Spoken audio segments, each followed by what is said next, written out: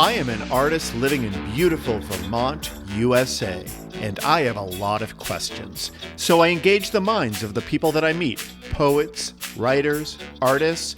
I explore what's inside and share it with you. My name is Ricky McGeckran, and I am eager to know. Hey everyone, welcome to Eager to Know, and I am excited to have Greg Martin here as a guest.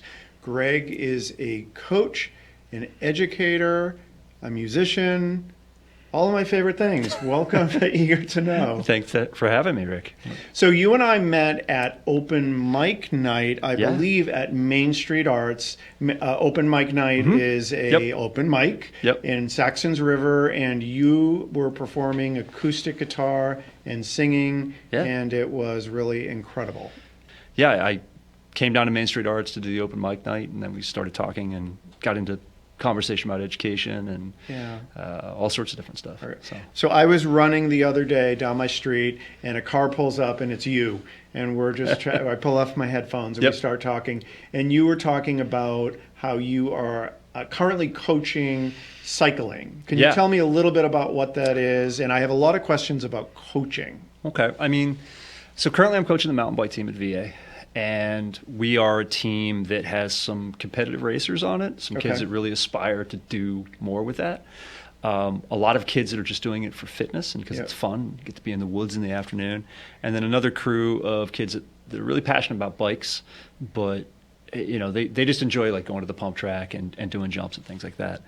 And I got into coaching cycling after a lot of years where I was actually racing as a cyclist. Okay. And you were racing, like road racing? Yeah, I was racing on the road. Which is not what you're coaching. What I'm coaching. You're coaching something So I'm different. coaching mountain biking, and I was racing on the road, and cyclocross, which is a niche sport created by the Belgians, where it's a crazy sport. Basically, it looks like you're on a road bike, but it has knobby tires, and you basically ride on like a 3-kilometer course. It's going to have like sand and grass, and you have to dismount and run with the bike and stairs.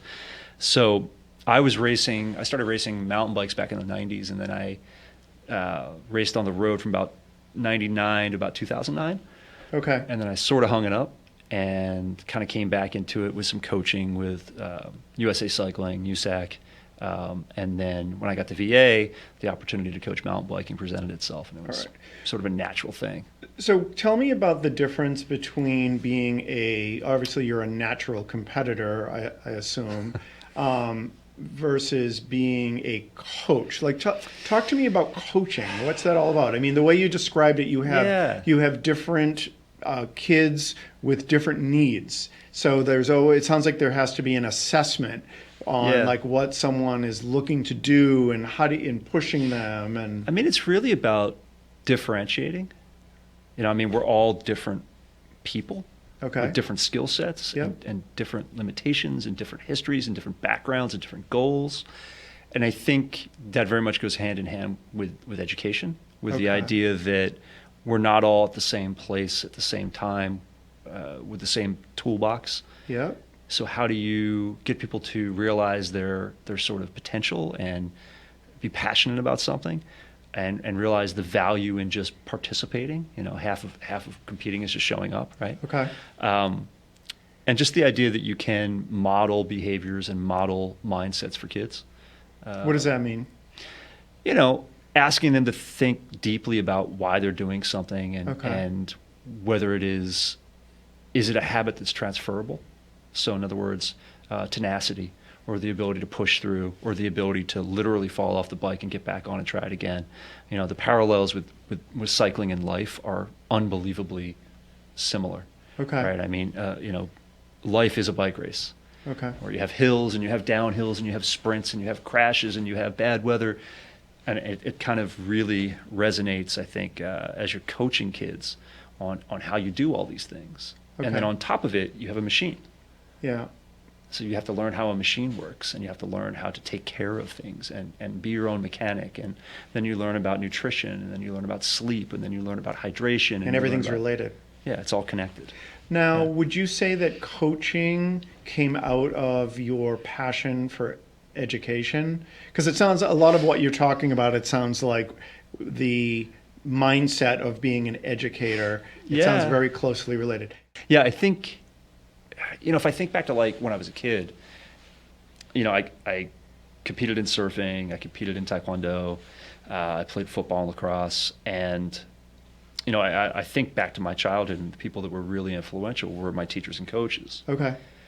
And at a boarding school, your teachers happen to be your coaches, and your coaches happen to be your teachers. So I think, I think back to the cast of characters that, were sort of in my life when I was 13, 14, 15, 16, 17.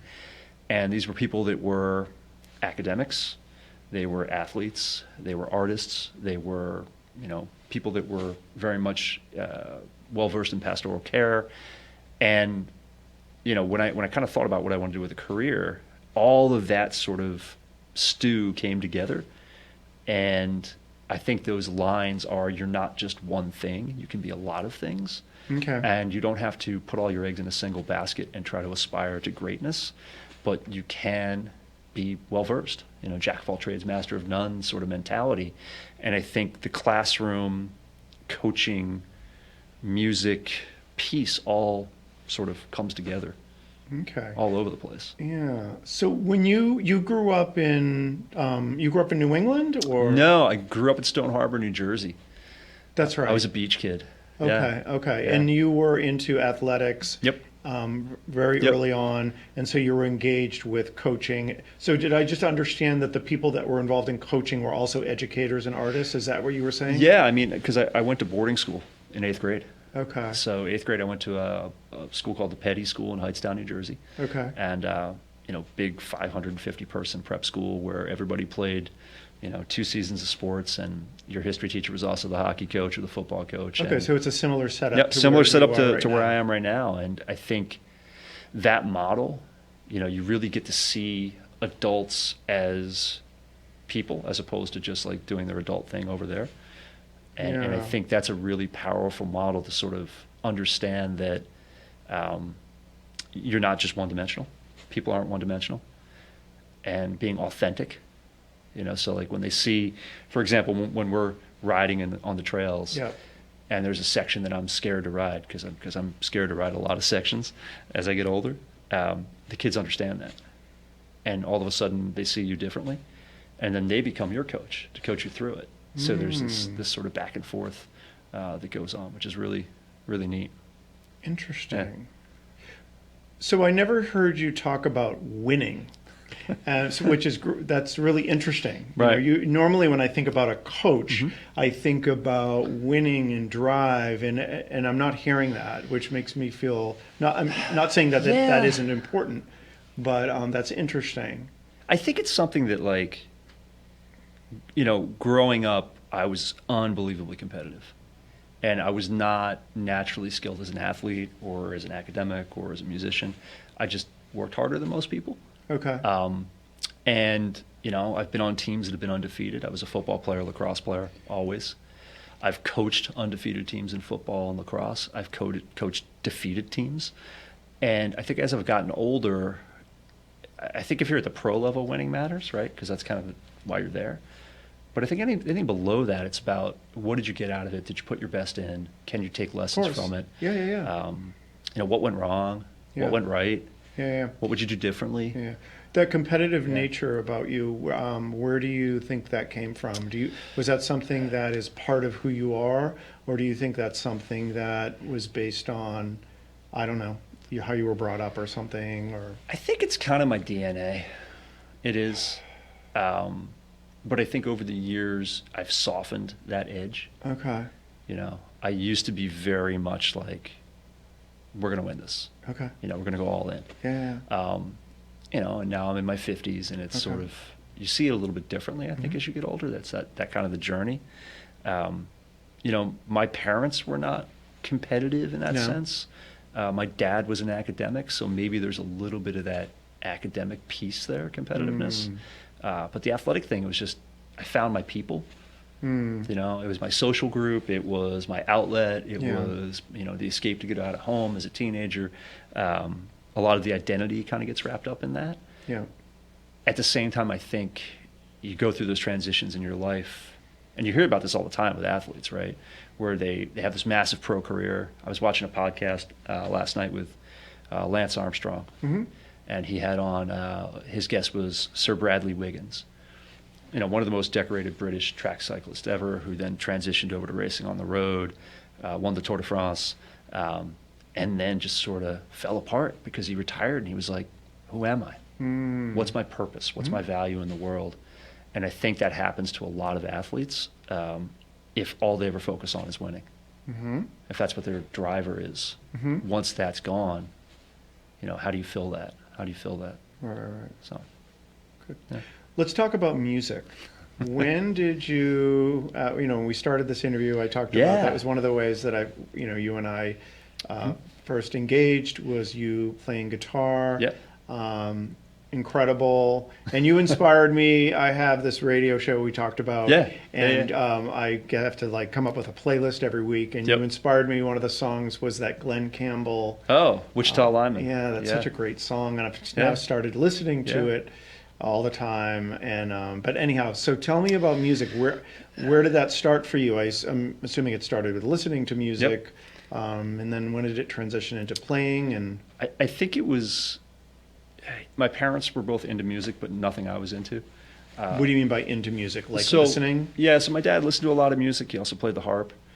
I played the hammered dulcimer and the mountain dulcimer. My mom played the piano. My dad played the piano. Oh, okay. So, but I had older parents.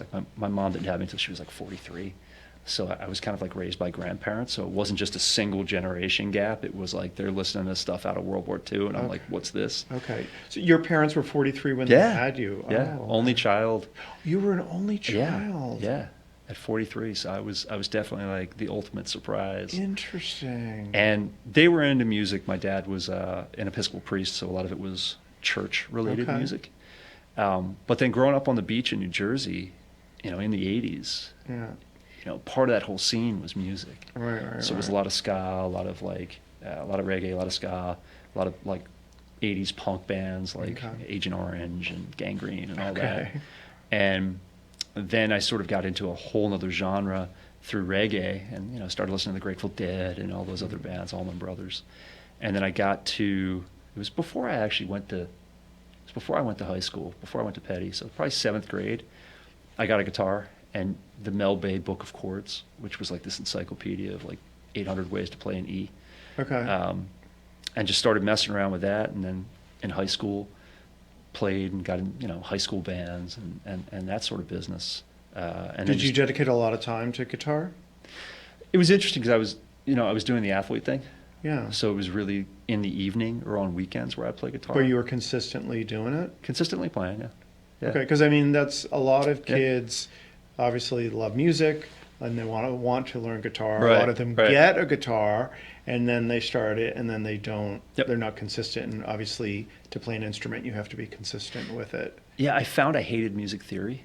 I love music theory. It just bored me. I think it's so interesting. I think now, but again, this whole circle thing where you go with that rhythm and that path. Now I think about it, it's really interesting. But as a 13-year-old, I was I just wanted to learn how to play whatever song. See, I think as a 13-year-old, I still would have think it's because of how my brain works. I have to know how everything works behind the curtain. Right. And when I started taking piano lessons, and I thought it was okay, I'm learning how to play notes, blah blah blah. Right. But then when I started to learn about the system of how it works, I thought that was the most fascinating thing, and I think I probably would have thought it was interesting at 13, but anyhow. I've always been how's it work? I want to figure it out and tinker with it to see how it works. Don't tell me how it works. Let me figure it out. And that was definitely kind of the route I went. Okay. I think I took a couple guitar lessons at some point. All right. But then I never learned how to read music. Interesting. Can't read a note. My wife makes fun of me. She's like, "How can you not read music?" I'm like, "It doesn't mean anything to me." You certainly play great. I look at the sheet and I'm like, "It doesn't say anything." Yeah. And then so through high school, played a lot of guitar. Always had a guitar in the back of my Jeep growing up, and then did some plays in high school. And interestingly enough, I did acting. Yeah, I did Oklahoma. I was Old Man Carnes, and then I did Guys and Dolls. But at that time, it was you basically had to either be a theater person or an athlete. I've heard that is a thing. And just couldn't do both. Yeah. So I decided to go with the athletic piece, Right. but I kept the music piece. Okay. And then, started singing a little bit more, and then got into college and just started playing in lots of different bands, and found out I was a useful rhythm guitar player. Okay. And could sing well enough. Yeah, you have a great voice. And is your voice, I'm curious, is that something that, because I don't sing, is that something you have to work on, like playing guitar, or is it something that just comes? You definitely have to work on it. Okay. I mean, which I never really have. Like, Right. I never took voice lessons or anything, so I Yeah. probably do everything wrong. But so I didn't play. It was January 24, I think, was that Main Street Arts open mic, Okay. the first one I played. January, February, something like that. I hadn't played a gig in 20 years. So were you nervous? Oh, yeah. I mean, I hadn't, my guitar, I pulled it out of its case after 20 That's years. right. I remember you telling me that, because I remember we Right. were. Right. I heard someone practicing in the art room, and it was Downstairs, you. yeah, You were downstairs yeah. practicing, and Yep. you were warming up, and you told me that you Yep. had not. Yep. I forgot about that. There was a set list in the case from 2003. That's so which was great. crazy. And that guitar was a gift from my dad when I graduated from high school. Yeah. And it's actually, sadly, it's unplayable. I took it to a luthier down in Brattleboro and said, hey, can you fix this? And he's like, Yeah. can't do it. So I need to get a new guitar. But so, I played a lot when I was in college. Right. I played in bands on the Vineyard. I played all sorts of stuff. And then I sort of got tired of it because it became kind of a job. Yeah. And it wasn't fun anymore. Right. So, I kind of stepped back from that and, taught my stepsons to play guitar when they were kids. But aside from that, really didn't touch anything. And vocally, it's interesting because, your range changes as you get older. Okay. And just like a muscle, if you don't exercise your voice, your range really shrinks. So that's been kind of interesting. I've learned more about how to cultivate that and take care of it. And I'm watching a lot of different singers. I have this list of singers that I pay attention to.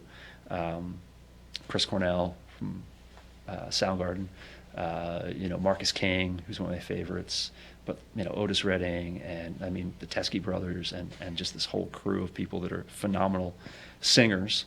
And then it just kind of came back to me this year, and a couple students were noodling on the guitar, and I'd come down and play. And they didn't know I played. Right. And then one of my seniors, she was doing an independent study to create an EP.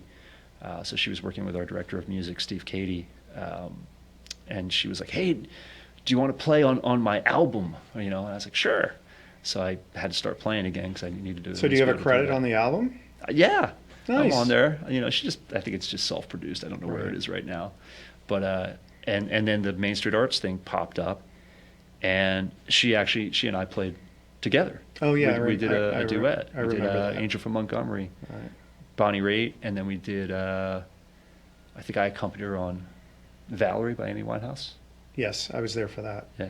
How does music relate to the conversation that we had earlier about education, coaching? Like those, you really pulled those education and coaching together really tightly.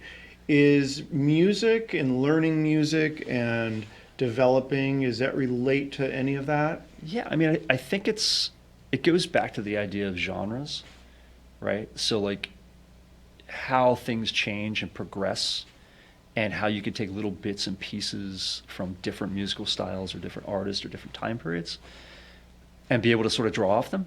Okay. And it's the same thing really with athletics, where you think back to different sports you have done Okay. versus what you're doing now versus Okay. what you want to do in the future. And you look at different athletes and different types of athletes and grab little pieces from them. Okay. Like, what were they known for? What were they really good at? What's the story behind them? Okay. And it's kind of the same thing with music.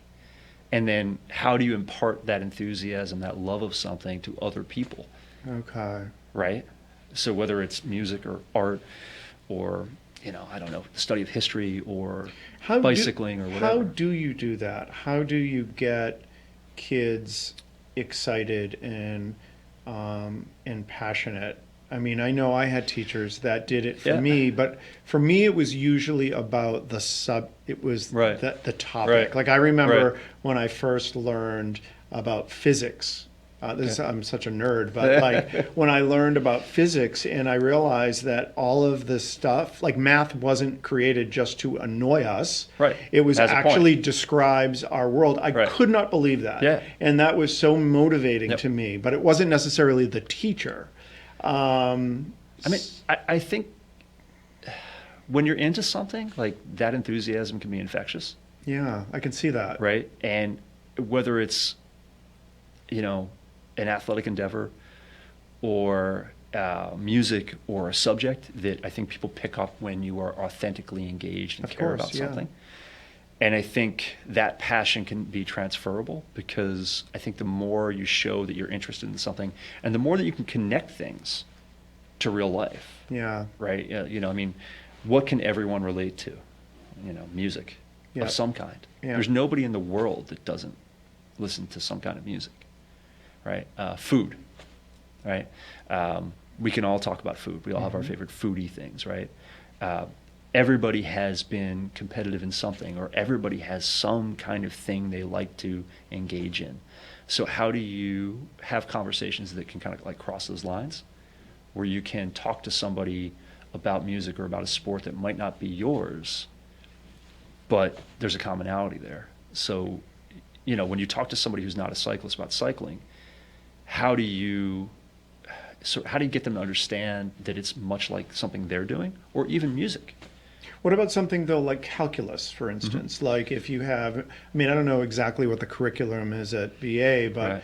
I'm assuming there are kids that are taking calculus that aren't particularly thrilled about it. Right. How does, Right. I'm just curious how do you get them excited about something, or can you? I think it comes down to, and that's where it's not the subject, it's the person teaching it. I think about how many college professors are just garbage teachers, right? Like, great, you've got a Pulitzer Prize and, you give big lectures at the UN, but can you teach a class of ninth graders? No way, right? So that's where it's not about the topic, it's about the person. And how do you get people interested in and sort of like hook people in?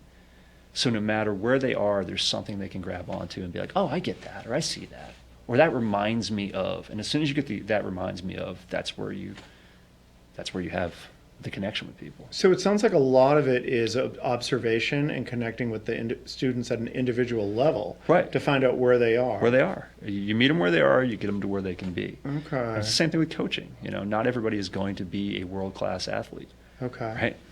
It's just not going to happen. Right.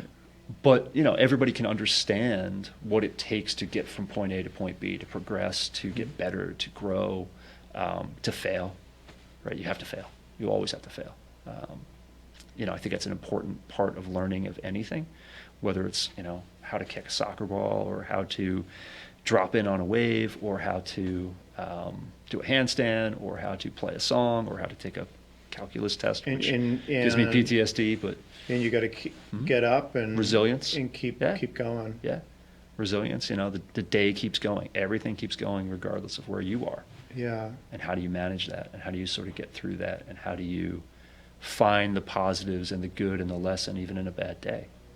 I think this is so interesting because you highlighted cycling as a metaphor for life, in that you fall down, etc. Right. But I feel like you can find that in so many things, because I remember when I first started taking yoga, Right. I feel like this is the metaphor for life, Right. because it's about staying focused, even regardless of Right. how painful it is, Right. or don't pay attention to what others in the class are doing. You got to try to do the best you can. Right. And then when I started taking Right. piano, I'm like, okay, now this is the metaphor for life, because it's about staying focused and how you you get a Yeah. piece, and Yeah, it's yeah. impossible. I'll never be able to do this, and with persistence you can. Yep. So I feel like all of Yeah. these metaphors and these opportunities to learn are really everywhere if you're just looking at it in the right way. Yeah, if you break it down, it's like, what are those pieces, right? Identifying a challenge and figuring out how to get through the challenge, and iterating and seeing other people struggle, Yep. and going, oh, I'm not the only person that's having trouble with that. But then you see somebody make the breakthrough, like they play that piece, or they're able to clear the hurdle, if we're just thinking about the Olympics right now. Yeah. And that can be very motivating, right? And then you have these time periods where maybe it's not going so well, and then something clicks and it gets better. that you have to stretch yourself, that you have to challenge yourself, that you have to go back and look at it and be like, okay, why didn't that go the way I hoped it would, right? What would I do differently? And then you take it from a different angle. Right? What would you say is, based on all of your experience with yourself, with working with other kids, with other people, what would you say is the biggest, I'm trying to think of the right word to use here, the biggest problem that people have that causes them to not move forward? Is it like quitting? What would you say it is? It's definitely fear. I mean, because everybody's afraid of, the biggest fear is loss, right? Everybody's afraid of loss. And it doesn't just mean losing something. It means you fear giving 100% because you fear the judgment that you might get if it doesn't go well. Because then you're on the hook. You're on the hook for it, right? Or you fear change because you're comfortable in whatever situation it is, and the unknown is what is fearful. You're fearful of. You fear being, judged. You fear having to admit to yourself that maybe I've hit my limit. You fear putting in time and loss of time. Right? If I put all this time into this thing and it doesn't turn out the way I'm hoping it will, then it's a failure. So a lot of it comes back to fear of failure. So would you say the biggest issue is people being stopped by fear? Yeah. Being stopped by fear. Being stopped by fear, and I think a lot of that is because people keep comparing themselves to each other, which is a natural thing, right? We always. But isn't that what ourselves. Competition is about, though? Is it or isn't it? Is it intrinsic or is it extrinsic, right? Okay. What's your motivation? Do you have to be motivated by the outside thing, or are you motivated by an inside thing? Okay. Right. And I think once you figure out how to have that intrinsic motivation, where it's not about the external, it's about you and wanting to do X, Y, or Z, then it becomes a different game. If you're always motivated by, the sticker, then why are you doing it? Mm-hmm. Right? What's the point? And I think there's times for that. Okay. Right? There's times for, I'm doing this for an external motivator. Mm-hmm. But I think if you're really going to get into something and really be successful at something, it has to be an internal driver. It has to be an internal driver. Kids that are on teams and striving to make the next club or make the cut or whatever for their parents generally are going to flame out in athletics. Because it's not really them driving it, it's something external driving it.